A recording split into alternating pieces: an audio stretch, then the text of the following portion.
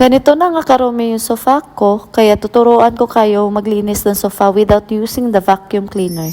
Kita nyo naman at napakalinis na ng sofa ko, natanggal talaga yung mga mansya na nakadikit dito.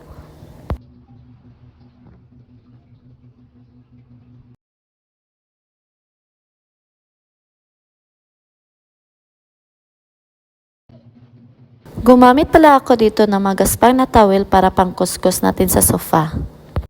Make sure nyo lang na napigan nyo ng maayos yung towel para hindi masyadong mabasa yung sofa natin.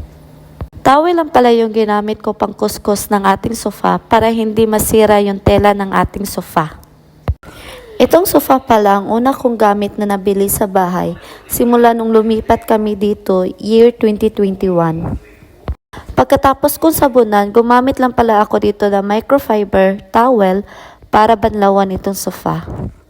Nabili ko lang online itong microfiber towel na ito ng 60 pesos for 5 pieces.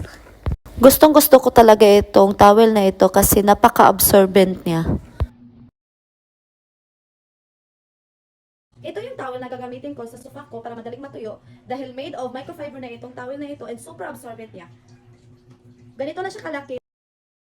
Ginamit ko din itong microfiber towel para i-pat dry itong sofa namin. Dahil sa method na ito, madaling matuyo itong sofa mo.